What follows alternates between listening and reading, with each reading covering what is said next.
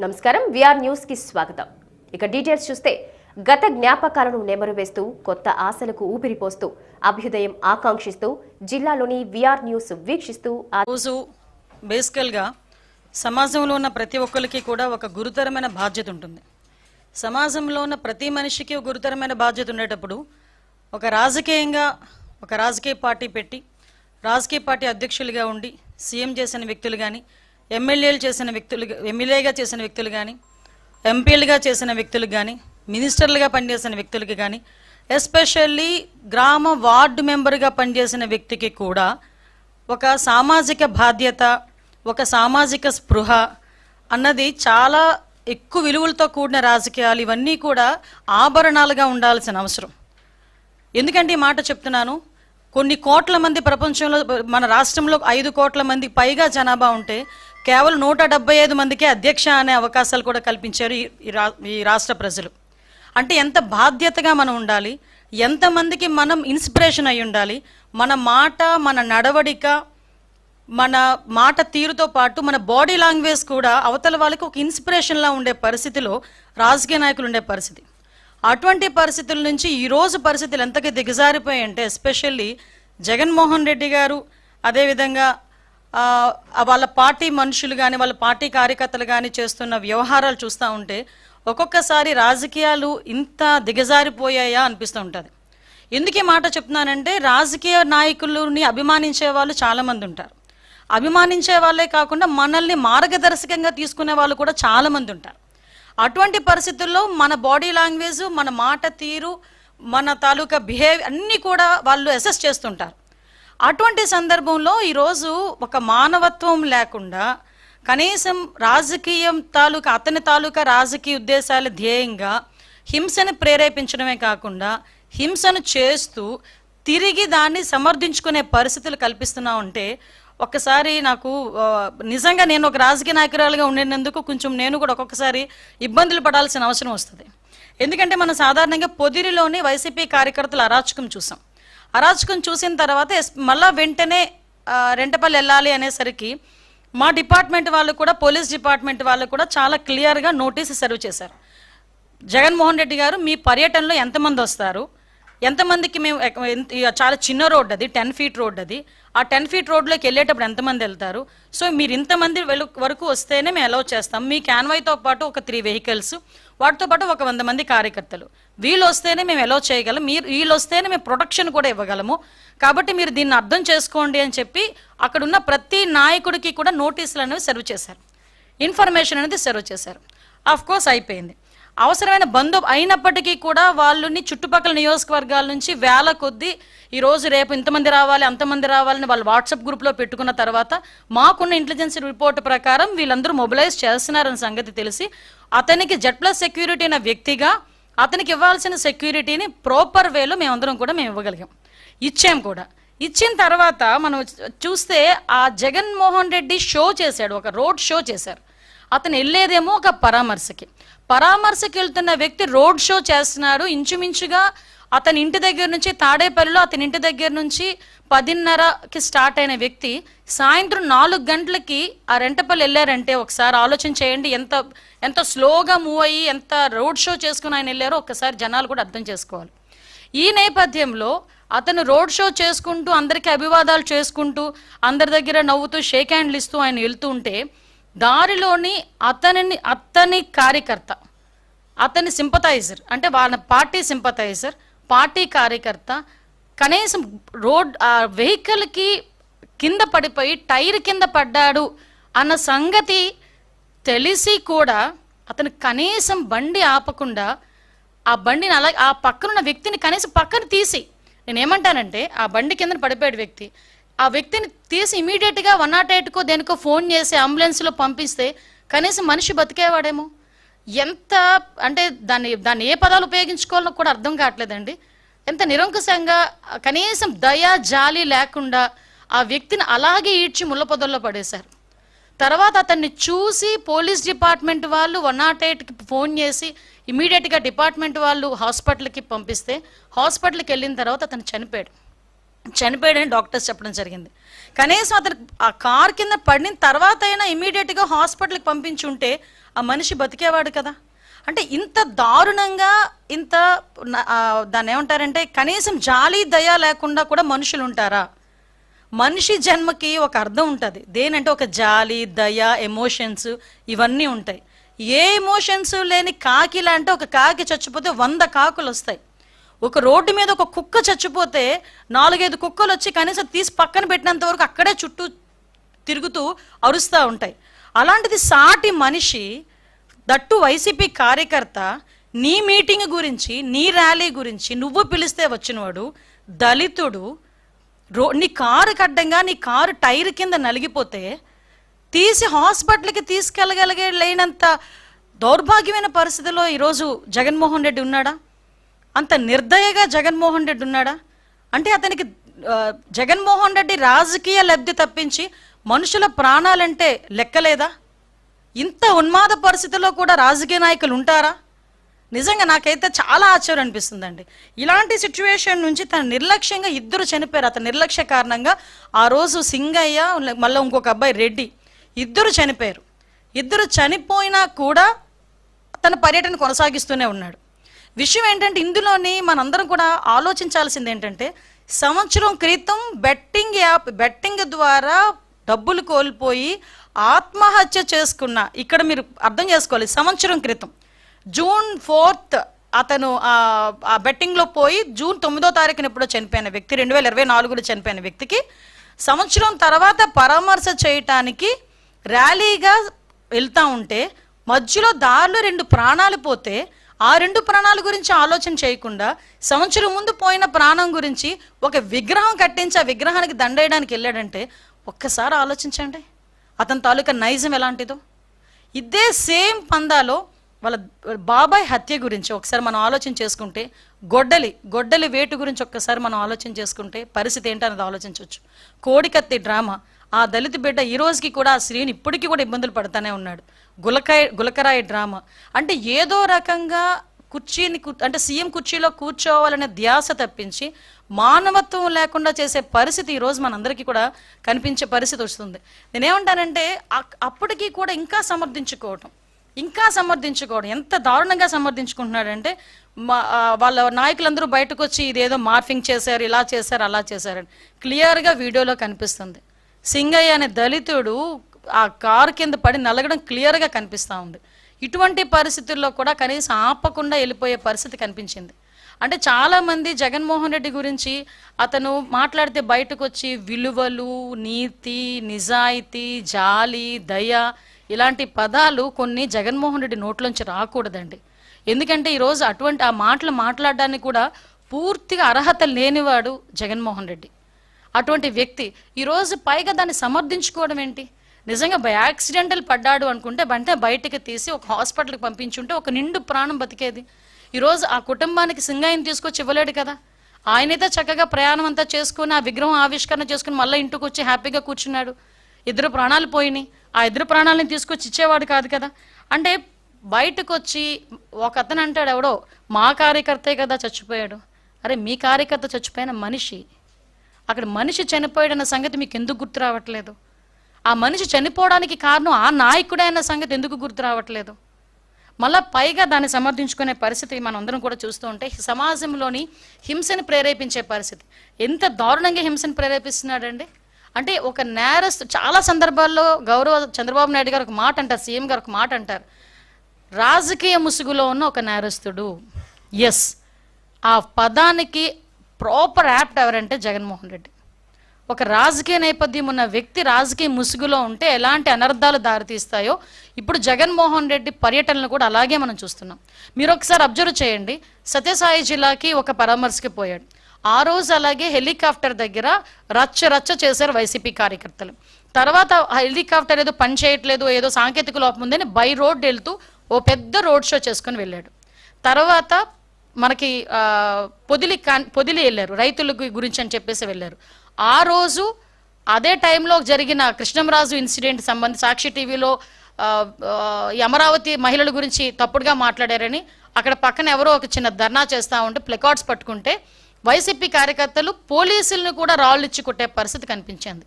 ఇలాంటి నేపథ్యంలో చాలా క్లియర్గా మనకి ఈ రెంటపల్లి వెళ్ళేటప్పుడు మా ఎస్పీ గారు చాలా క్లియర్గా చెప్పారు, సార్ ఇంతమంది వెళ్ళేటప్పుడు మేము ఇబ్బంది పడతాం, Z+ సెక్యూరిటీ ఉన్న వ్యక్తికి ప్రొటెక్షన్ ఇవ్వాలంటే ఆ రోడ్లో పనికిరాదు, సో మీరు కొంచెం మాకు సహకరించండి అని చాలా క్లియర్గా చెప్పినప్పటికీ అతను ఈరోజు బల ప్రదర్శన అనుకున్నాడు. అంటే ఒక పరామర్శకు వెళ్ళేటప్పుడు కనీసం మీకు విషయం చెప్పనండి, అంటే ఇక్కడ సందర్భం బట్టి చెప్పాలి కాబట్టి చెప్తున్నా. లోకేష్ బాబు గారు ఆయన రాజకీయంలోకి వచ్చి ఎన్ని సంవత్సరాలు అయిందో మీకు తెలుసు. ఏదైనా పరామర్శకు వెళ్ళినప్పుడు ఎవరైనా వచ్చి సెల్ఫీ అడిగితే ఏమంటారో తెలుసా ఆయన, ఇది సందర్భం కాదు బాబు సెల్ఫీ తీసుకోవటానికి, నేను వచ్చింది పరామర్శకి, నేను ఇంకేదైనా మీటింగ్కి వచ్చినా లేకపోతే ఇంకో ప్రోగ్రామ్కి వచ్చినా కంపల్సరీ సెల్ఫీ ఇస్తా అని ఏదైనా మామూలు ప్రోగ్రామ్కి వస్తే వచ్చిన ప్రతి కార్యకర్తకి కూడా 2000 మంది ఉన్నాయండి 3000 మంది నుండి సెల్ఫీ ఇచ్చి వెళ్తాడు. అది లోకేష్ గారి తాలూకా రాజకీయ పరిణితి. అది ఇతగాడు ఈరోజు రాజకీయంలో కొత్తగా వచ్చిన వ్యక్తి కాదు కదా, వాళ్ళ నాన్నగారు ఉన్నప్పటి నుంచి కూడా రాజకీయాల్లో ఉన్నాడు ఆయన.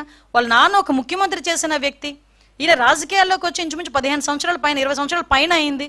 అటువంటి వ్యక్తి కనీసం ఒక మనిషి ప్రాణం గురించి, సొంత వైసీపీ కార్యకర్త ప్రాణం గురించి కూడా ఆలోచన చేయకుండా పక్కకి ఈడ్చిన ట్వీట్ చేసి అతని ప్రోగ్రామ్ని ముందుకు నడిపించుకున్నాడంటే ఇతను పరామర్శ అన్న పేరుకే కానీ అతని బల ప్రదర్శన అన్నది చాలా క్లియర్గా మనకందరికీ అర్థమవుతుంది. మాట్లాడితే నాకు భద్రత లేదు అని మాట్లాడతారు.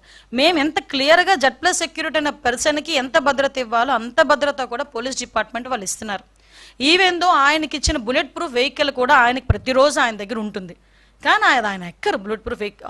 మేము ఇచ్చిన వెహికల్ ఆయన ఎక్కరు, ఆయన సొంత వెహికల్లో వెళ్తానంటాడు ఆయన. కానీ ఆయన ఎక్కినా ఎక్కకపోయినా ఒక Z+ సెక్యూరిటీ పెట్టిన వ్యక్తికి మేము ఇవ్వాలి కాబట్టి బుల్లెట్ ప్రూఫ్ వెహికల్ అక్కడ మేము కంపల్సరీ ఇస్తాం. అంటే నేను ఇక్కడ ఎందుకంటే మాట్లాడుతున్నానండి, ఎవరి భద్రత గురించైనా కూటమి ప్రభుత్వం ఎక్కడా కూడా ఎటువంటి పొరపచ్చాలు లేకుండా చాలా ట్రాన్స్పరెన్సీగా భద్రత కల్పిస్తున్నాం. అయినప్పటికీ కూడా కావాలని విద్వేషాలు రెచ్చగొట్టేటట్టుగా మొన్న రీసెంట్గా ఒక పదం ఎవడో అదే రెంటపల్లి విషయంలోనే రప్పా అని చెప్పి నేనే మాట్లాడాను. నేను ఆ రోజు మాట్లాడినప్పుడు చెప్పాను, ఏంటి గొర్రెపోతుల్ని నరికినట్టు గంగమ్మ జాతరలో గొర్రెపోతులు నరికినట్టు రప్పా నరుకుతానని ఒకడంటే ఆ విషయం గురించి ఇలాంటి పత్రికా విలేకరులు ఎందుకంటే అలా తప్పేంటి అని అడిగాడంటే ఒకసారి అతని తాలూకా మానసిక పరిస్థితి ఒకసారి ఆలోచన చేయండి. నేను 2-3 సందర్భాల్లో నేను చూశానండి. ఈ మధ్య కాలంలోనే ఒకడు గొడ్డలి పట్టుకుంటాడు ఒక చేత్తో వైసీపీ జెండా పట్టుకుంటాడు. జెండా పట్టుకొని వాడు ఇష్టం వచ్చినట్టు వాడు మాట్లాడతాడు. ఒకసారి ఇక్కడ చూస్తే మీకు నేను తర్వాత పంపిస్తాను మీకు. ఒక పక్క నుంచి గొడ్డలి పట్టుకుంటాడు, ఒక పక్క నుంచి జెండా పట్టుకుంటాడు. వీడు మన వైసీపీ కార్యకర్త. ఇలాంటి వాళ్ళందరినీ అంటే రెచ్చగొట్టే పరిస్థితుల్లో ఇలాంటి వాళ్ళందరినీ కూడా ప్రోత్సహిస్తున్నాడు, హింసను ప్రోత్సహించే పరిస్థితి. ఇంకొకడు మీరేమీ చేయలేరు, ఏం చేస్తాం మేము చూస్తామంటాడు. ఒకడేమో నరికేస్తామంటాడు, ఒకడు కోసేస్తామంటాడు. ఇలాంటి వాళ్ళందరినీ ఎందుకు ఆ మాట మాట్లాడుతున్నారు అంటే తప్పేంటి అని అడిగాడు. సినిమా డైలాగ్ కదా తప్పేంటి, ఏ సినిమాలో నీకు చంపేసుకోవటాలు చాలా హింస చూపిస్తారు, ఆ హింస అంతా బయట చేస్తే తప్పు లేదా అంటే మీ దృష్టిలో తప్పు కాదా అది? దాని గురించి ఎవరైనా మేము ఏదైనా పోలీస్ కేసు పెడితే అదేదో పోలీసులు హింసించేస్తున్నారు అన్నట్టుగా మాట్లాడే పరిస్థితి కనిపిస్తూ ఉంటే నిజంగా చాలా బాధ అనిపిస్తూ ఉందండి. రాజకీయాలు ఇలాంటి వాళ్ళు ఉండడం అన్నది అర్హత లేని పరిస్థితి. అంటే ఇలాంటి రేపు పొద్దున్న 2029లో మేము వస్తాము, ఇలాంటి హింసను ప్రేరేపిస్తామని ఇండైరెక్ట్గా సమాజానికి చెప్పే పరిస్థితి ఈరోజు జగన్మోహన్ రెడ్డికి ఉంది అంటే ఒక్కసారి రాష్ట్ర ప్రజలందరూ కూడా ఒక్కసారి ఆలోచించుకోవాల్సిన అవసరం కూడా ఉంది. దయచేసి నేను ఒకటే చెప్తున్నా, నేను మళ్ళీ చెప్తున్నానండి. ఈరోజు మేము ఇంకొక విషయం చెప్పాలండి, మీరైనా మేమైనా ఎవరైనా రోడ్డు మీద వెళ్తుంటే పక్కన ఒక యాక్సిడెంట్ జరిగింది అనుకోండి, ఆటోమేటిక్గా దిగి వాళ్ళకి ఏం జరిగిందో చూసుకుని బాధ్యతాయుతమైన ప్రజాప్రతినిధులం కాబట్టి మేమైనా మీరైనా ప్రతి ఒక్క వ్యక్తికి కూడా బాధ్యత ఉంటుంది కాబట్టి దిగి అయ్యో ఏమైందని మీ చేతనంత సహాయం వీలైతే 100కి ఫోన్ చేస్తారు, లేకపోతే 108కి ఫోన్ చేస్తారు, లేకపోతే ఇంత మంచినీళ్ళు ఇస్తారు, లేకపోతే పక్కకి తీసుకెళ్ళి కూర్చోబెడతారు. ఈవెన్ మీకు ఎక్కడో ఒక వీడియో చూశాను, 2 వీలర్ మీద వెళ్తున్నా యాక్సిడెంట్ అయిన వ్యక్తిని పక్కన పెట్టి పోలీస్కి ఫోన్ చేసిన పరిస్థితి. అలాంటిది ఒక సొంత రీసెంట్గా చంద్రబాబు నాయుడు గారి కాన్వాయ్లో కూడా ఎవరొక యాక్సిడెంట్ అయితే బైక్ మీద పడిపోతే స్వయంగా ముఖ్యమంత్రి దిగి ఏమైందని కనుక్కొని వాళ్ళని హాస్పిటల్కి తీసుకెళ్ళిన పరిస్థితి. అదేవిధంగా మొన్న రీసెంట్గా నాదెండ్ల మనోహర్ గారు అదే పరిస్థితి. నేనైతే 2-3 సార్లు నా కాన్వాయ్ ఆపి నేను చూసుకున్న పరిస్థితి. సవితమ్మ అదేవిధంగా ఒక ఆపిన పరిస్థితి, ఎమ్మెల్యేలు అయితే కోకొల్లలు. నాకు తెలిసి మీరైనా ఎవరైనా మీరు వెళ్ళినా కూడా ఎక్కడైనా రోడ్ యాక్సిడెంట్ జరిగితే ఆగి ఎందుకు జరిగింది అనుకునే పరిస్థితి. అలాంటిది సొంత కార్యకర్త, నీ గురించి వచ్చిన కార్యకర్త నీ కారు కిందే పడి నలిగిపోతా ఉంటే పక్కకి ఇసిరేసి నీ కాన్వాయ్ వెళుతూ సెల్ఫీలు ఇచ్చుకుంటూ చేతులుపుకుంటూ వెళ్తున్నావంటే ఎంత నిర్దయ ఈ జగన్మోహన్ రెడ్డికి. మానవత్వం లేదన్న సంగతి చాలా క్లియర్గా అర్థమవుతుంది కదా. ఒక్కసారి మనం కూడా ఆలోచన చేసుకోవాల్సింది, ఇలాంటి నాయకులు సమాజంలో ఉండొచ్చా లేదా అనేది కూడా మన రాష్ట్ర ప్రజలు కూడా ఆలోచించుకోవాల్సిన అవసరం ఉంది.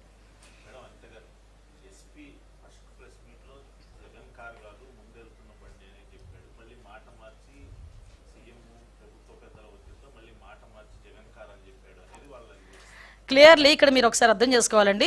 ఎస్పీ ఫస్ట్ ప్రెస్ మీట్ పెట్టేటప్పటికి ప్రాథమిక విచారణ అనేది సాగింది. అప్పటి వరకు ఏంటంటే ఇలా చనిపోయాడు పలానా వ్యక్తి, సింగయ్య అన్న వ్యక్తి చనిపోయాడు, చనిపోతే ఎలా చనిపోయాడు, ఏదో వెహికల్ గుద్దింది. ఫస్ట్ నుంచి మీకు వచ్చింది ఏంటంటే ఏదో వెహికల్ గుద్ది పక్కకి లాగేశారు అన్నదే మనందరికీ కూడా వచ్చిన information. So as of now ఆ వచ్చిన ప్రాథమిక విచారణ నేపథ్యంలో వచ్చిన అంశాలు బట్టి ఆ రోజు ప్రెస్ మీట్లో మాట్లాడింది. తర్వాత మేము దాని మీద విచారణ కొంచెం కొనసాగించి ఇన్వెస్టిగేషన్ కొంచెం ఇన్డెప్త్కి వెళ్ళేసరికి ఆ వీడియోలు మొత్తం అన్ని కూడా బయటకు వచ్చినాయి. ఇప్పుడు ఎస్పీ స్థాయి వ్యక్తి ఒక వీడియో బయట పెట్టి ఈ వీడియో ద్వారా మేము ఇది కేసు కడుతున్నామంటే దాన్ని మేము క్లియర్ తీసుకోకుండా ఎవరు కూడా అలా చేయరు కదా, ఎవడు వాళ్ళ ఉద్యోగాల మీదకి తెచ్చుకోరు కదా. తర్వాత చాలా క్లియర్గా నిన్ననే ఎస్పీ ఫోన్ మళ్ళీ ప్రెస్ మీట్ పెట్టి ఈ రకంగా జరిగింది, సో మేము ఈ కేసులు కడుతున్నామని చెప్పారు. ఇన్వెస్టిగేషన్ తర్వాత వచ్చిన ఇన్ఫర్మేషన్ కాబట్టి చెప్పాం.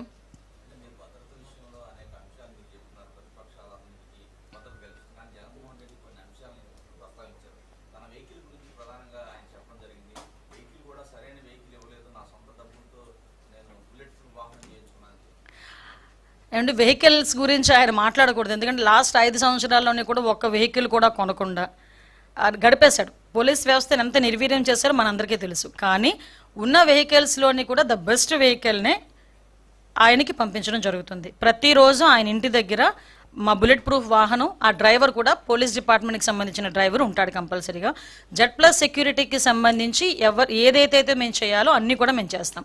ఆ ట్వీట్లోని కూడా ఈ రోప్ పార్టీల గురించి వాటి గురించి మాట్లాడారు. సిచ్యువేషన్ బేస్ చేసుకుని రోప్ పార్టీలు పెడతారు తప్పించి Z+ సెక్యూరిటీలోని రోప్ పార్టీ ఉండాలి అంటే ఇలాంటి అంశాలన్నీ ఇప్పుడు గుర్తొచ్చినాయి. కానీ ఆయనకి ఎందుకు మీదకి వచ్చారని, అరే నువ్వు రమ్మని చెప్పావు, మీరు రమ్మని మీరే కదా ర్యాలీకి రండి, పలానా చోట ఎంతమంది ఉండండి, పలానా చోట ఎంతమంది ఉండండి అన్నారు.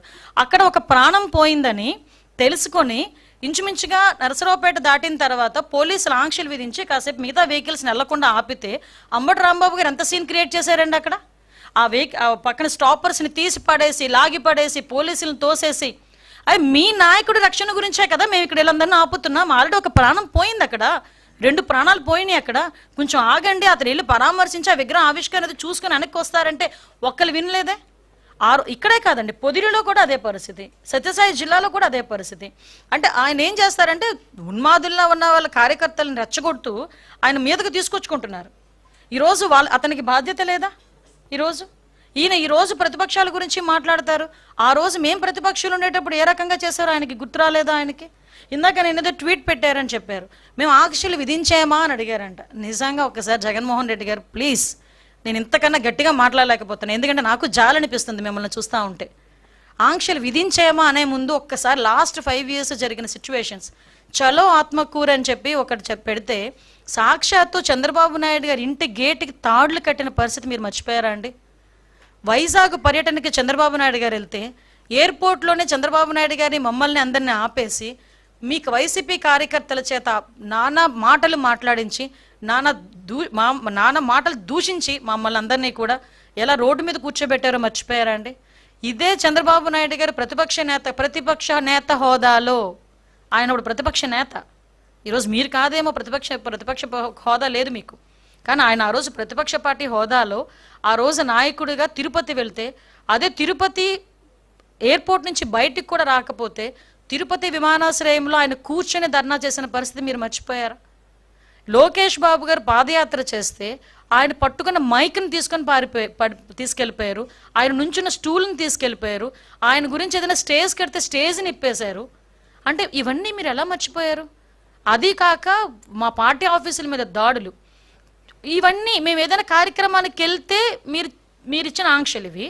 ఒకవేళ కార్యక్రమం లేకుండా జగన్మోహన్ రెడ్డి గారు కనుక ఊర్లోకి వస్తున్నారు అనుకోండి, ఆటోమేటిక్గా మా ఇళ్ళ దగ్గరికి పోలీసులు వస్తారు. నేను చాలా సందర్భాల్లో ఆ రోజు అయ్యన్న పాత్ర గారు అరెస్ట్ చేసినప్పుడు నేను ఆ ఇంటికి వెళ్తా ఉంటే దారిలో నన్ను ఆపాలని ఎంత ప్రయత్నం చేస్తే ఆఖరికి 2 వీలర్ మీద కూడా నేను వెళ్ళిన పరిస్థితి. అదేవిధంగా ఈ మైన్స్కి సంబంధించిన వాటి మీద మేము ధర్నా పెడితే ముందే హౌస్ అరెస్టులు చేసిన పరిస్థితి. 5 సంవత్సరాలు ప్రతిపక్షంలో ఉన్న ఏ నాయకుడు నేను రోడ్డు మీదకి రానిచ్చారా? రోడ్డు మీదకి రాకుండా ఉంటేనే 41A నోటీసులు మా అందరికీ కూడా. ఇప్పుడు నా మీద 23 కేసులు ఉన్నాయి. 23 కేసులు ఒకసారి తీసి చూడండి, ఏ కేసులు ఒకసారి మీకే తెలుస్తుంది. చాలా మంది మీద కేసులు ఉన్నాయి. అంటే నేనేమంటానంటే ఈయన ఆంక్షలు విధించానా అని అంత అమాయకంగా మాట్లాడుతూ ఉంటే నిజంగా చాలా బాధ అనిపిస్తుందండి. ఈయనకి నిజంగా మతిమరుపు ఏమైనా వచ్చేసిందా ఆయనకి? జెడ్+ సెక్యూరిటీ ఉన్న వ్యక్తికి బుల్లెట్ ప్రూఫ్ పంపిస్తే నా దగ్గర బుల్లెట్ ప్రూఫ్ లేదంటాడు. అంటే అబద్ధాలు, నోరిప్పితే అబద్ధాలు. అంటే నెమ్మదిగా నంగనాచిలా కూర్చొని ప్రెస్ ముందు కూర్చొని లేదంటే ట్వీట్ పెట్టేస్తే జనాలు నమ్మేస్తారు అనుకుంటున్నారా? వాస్తవాలు కదా.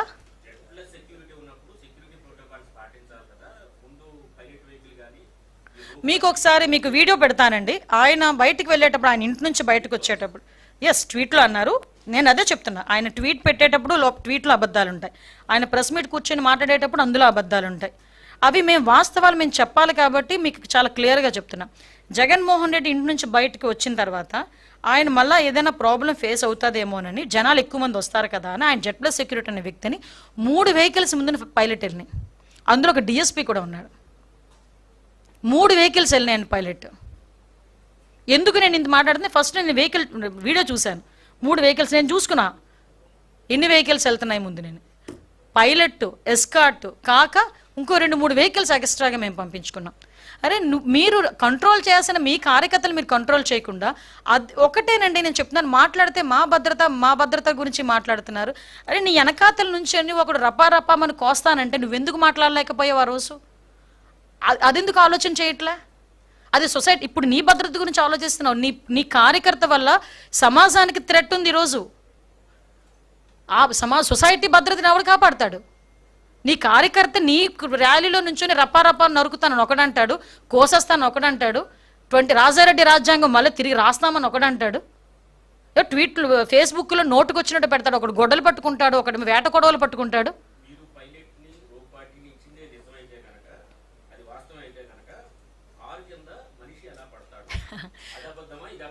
కాదండి, ఇప్పుడు నిజంగా నేను ఒకటే అంటున్నాను. నేను ఈరోజు ఇప్పుడు ఇంటి దగ్గర నుంచి బయలుదేరాను. నాకు ఒక పైలట్, ఎస్కార్టు.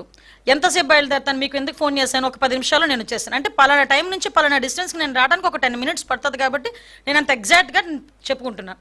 దారిలో జనాలు అది వస్తే కనుక వాటిని క్లియర్ చేసుకుని రావడానికి కొంచెం టైం పడుతుంది.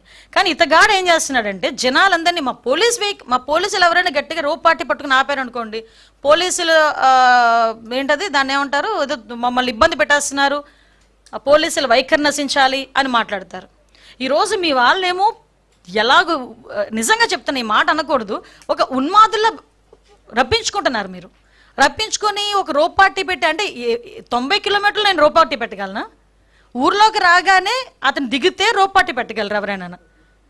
ఆయన దిగిన తర్వాత ఆయన నడుచుకుంటూ వెళ్తే రోప్ పార్టీ పెట్టగలరు. నువ్వు వెహికల్తో వెళ్తుంటాను, హైవే మీద వెళ్తుంటాను, 90 కిలోమీటర్ల మీద వెళ్తుంటాను అంటే రోప్ పార్టీ పెట్టమంటే ఎలా అవుతుంది? నువ్వు 90 కిలోమీటర్ 80 నుంచి 90 కిలోమీటర్లు వెళ్ళడానికి నీకు ఎన్ని గంటలు పట్టింది? అంటే మీరు ఏ స్పీడ్లో వెళ్ళారో ఒకసారి ఆలోచించుకుంటున్నారా? ఒకసారి ఆలోచించాలి. మేము ఇవ్వాల్సిన భద్రత, మేము అవుట్ ఆఫ్ ద బాక్స్ అతనికి ఇవ్వాల్సిన భద్రత కన్నా మేము చెప్పిన దానికన్నా ఎగస్ట్రానే మేము భద్రత ఇచ్చాం.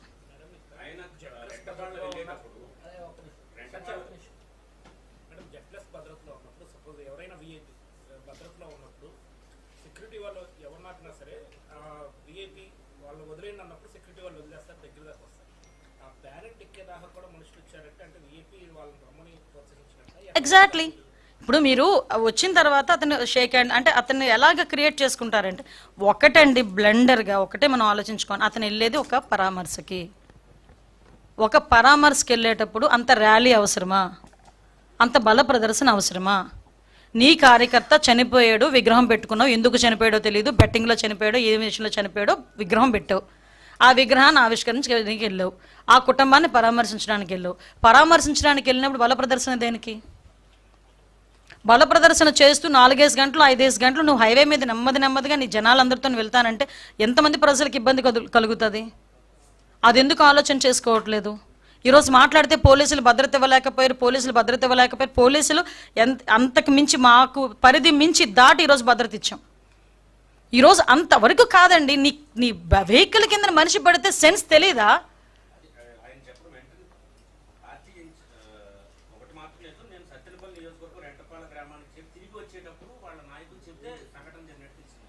కాదండి, చిన్నది అడ్డు తగిలితేనే రాయి పెక్కి ఎక్కితేనే తెలుస్తుందండి. మేము వెహికల్స్లో తిరిగిన వాళ్ళమే. చిన్న రాయిగా మా టైర్ దాటి వెళ్తుంటేనే మాకు తెలుస్తుంది. అతను మూమెంట్ అక్కడ ఎవరో ఒకరు చెప్తున్నారు, మీరు వీడియో క్లియర్గా చూడండి. కిందన ఎవరో పడుతున్నారు అని చెప్తే తీసి లాగేశారు పక్కకి. చెప్తున్నారు కదా, అప్పుడైనా ఆపాలి కదా. ఇద్దరు చనిపోతే కూడా దగ్గరికి వెళ్ళి చెవులో కూడా జగన్మోహన్ రెడ్డికి ఇద్దరు చచ్చిపోయారని చెప్పలేని నాయకులు ఉన్నారా జగన్మోహన్ రెడ్డి చుట్టూను? ఏదో ఇన్సిడెంట్ జరిగితేనే సార్ ఇన్సిడెంట్ జరిగిందని జరిగిన వెంటనే వచ్చి చెవులో చెప్తారు. అటువంటిది ఒక వ్యక్తి చనిపోయిన తర్వాత, ఇద్దరు వ్యక్తులు చనిపోయిన తర్వాత, నీ కార్యకర్తలు చనిపోయిన తర్వాత నీ చెవి దగ్గరకు వచ్చి కనీసం ఒక చెప్పే నాయకుడు కూడా నీ దగ్గర లేడా? రిటర్న్లో వచ్చినప్పుడు చెప్పారని చెప్తున్నావు, సిగ్గుండాలి ఆ మాట మాట్లాడడానికి. సారీ టు సే, ఆ మాట ఎలా చెప్పగలుగుతున్నాడు ఆయన? లోకం మొత్తం గొగ్గోలు పెట్టింది, చనిపోయాడంట అని. అతనికి తెలియదు. ఎస్,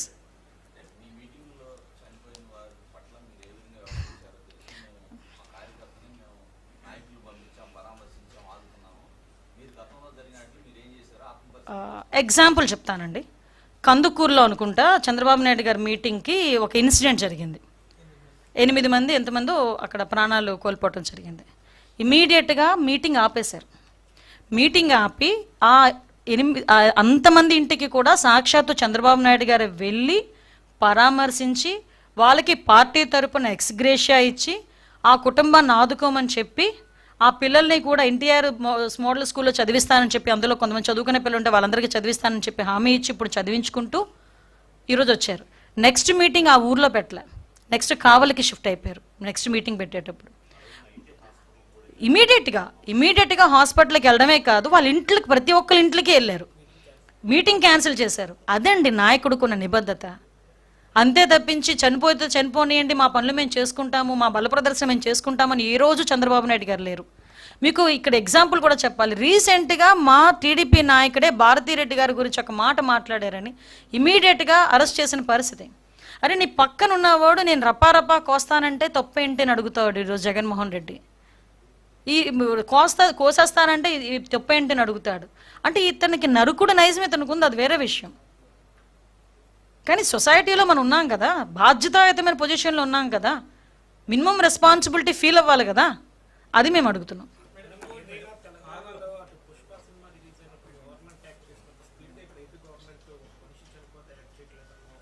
మీరు విమర్శ కాదండి, మేము ఈరోజు అన్ని ప్రూఫ్స్ పెట్టుకొని ఎలా చనిపోయాడు ఏంటి అని చెప్పి అన్ని ప్రూఫ్స్ పెట్టుకొని మేము వెంటనే మాట్లాడాం. మేము ఇలా మాట్లాడిన దానికే అదేదో ఏఐతోనేదో క్రియేట్ చేశారని ఒకళ్ళు బయటకు వచ్చి అంటారు, ఒకళ్ళు మా కార్యకర్త చచ్చిపోతే మీకేంటి ప్రాబ్లం అంటారు. అంటే వాళ్ళు నోటికి వచ్చినట్టు మాట్లాడే పరిస్థితి. కానీ as per rule, as per law మేము ఏం చేయాలని మేము చేస్తున్నాం. దానికి ఎవరైతే తప్పు చేశారో వాళ్ళందరూ కూడా శిక్ష అనుభవించాల్సిందే.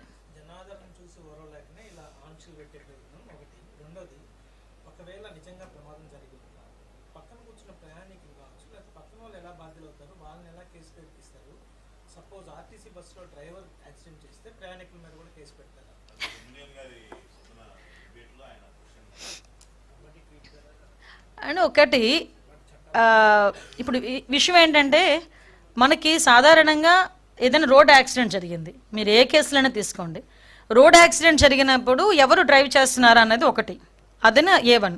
కార్ ఎవరిది, ఓకే, అతను ఆటోమేటిక్గా కేసులో ఉంటాడు. కార్లో కూర్చున్న వాళ్ళు ఎవరు, అది కూడా ఆటోమేటిక్గా కేసులో ఉంటారు. ఇది జనరల్గా వచ్చే ప్రొసీజర్ అండి, ఇది జనరల్గా వచ్చే ప్రొసీజర్. ఇప్పుడు ఆర్టీసీ బస్సులు ఇవన్నీ గవర్నమెంట్వి, ఓకే. గవర్నమెంట్ బస్సులకి సంబంధించి ఏదైనా యాక్సిడెంట్ జరిగితే దానికి ఎలా చేయాలి ఏంటనే దానికి ఒక రూల్ పొజిషన్ ఉంటుంది. ఇప్పుడు ఇలాంటి ర్యాలీల్లో జరిగేటప్పుడు ఏం చేయాలనే దానికి ఒక రూల్ పొజిషన్ ఉంటుంది. ఎస్పెషల్లీ తన సొంత వాహనాల్లో వెళ్ళేటప్పుడు నిర్లక్ష్యంగా ఏమంటే కేసులు ఇవన్నీ పక్కన పెట్టండి. నేనేమంటానంటే ఇవన్నీ పక్కన పెట్టండి, మానవత్వం ఏమైంది? నేను అడిగే స్ట్రైట్ క్వశ్చన్ అదొక్కటే, మానవత్వం ఏమైంది? నువ్వు నోరిప్పితే మానవత్వం, నీతి, నిజాయితీ, మానవత్వం అని 3 పదాలు ఉచ్చరిస్తావు కదా. ప్రతిపక్షంలోకి వచ్చేసరికి, అధికారులు ఉన్నప్పుడు అవన్నీ రావు. ప్రతిపక్షంలోకి వచ్చేసరికి మానవత్వం, నీతి, నిజాయితీ, అవినీతి రహిత ఇవన్నీ ఏదేదో మాట్లాడుతుంటాడు కదా. మరి ఈరోజు ఆ మానవత్వం ఏమైంది? నేను ఇందాక చెప్పాను, ఏమండి రోడ్డు మీద వెళ్తుంటే ఎవరికైనా యాక్సిడెంట్ జరిగితేనే అయ్యో పాపం దిగి, అతనికి ఎటువంటి పదవి లేకపోయినా ఒక కూలి పని చేసుకున్నవాడు కూడా దిగి అయ్యో ఏమైందని దిగి అడిగి నీళ్ళు పోసి వెళ్తాడు. వీలైతే ఆ అంబులెన్స్ ఏదో వచ్చినంత వరకు నుంచొని అక్కడ ఆగి అంబులెన్స్ ఎక్కించి వెళ్తాడు. అరే నీ కార్యకర్త నీ కారు కింద పడిపోతే చుట్టుపక్కల వాళ్ళు చూసి పక్కకు లాగేస్తే ఇక్కడ నుంచున్నవాడికి ఆ మాత్రం తెలియదండి ఏం జరుగుతుంది అక్కడ అన్నది. మళ్ళీ తిరిగి మాకేంటి సంబంధం అని అడుగుతున్నారంటే నిజంగా అందుకే అంటున్నా, దాని గురించి మాట్లాడకపోయినా జగన్మోహన్ రెడ్డి విలువ పెరిగేదేమో. మాట్లాడి ఇంకా విలువను తగ్గించుకున్నాడు. నాకేంటి సంబంధం అని అడిగి ఇంకా విలువను తగ్గించుకున్నాడు. ఓకే,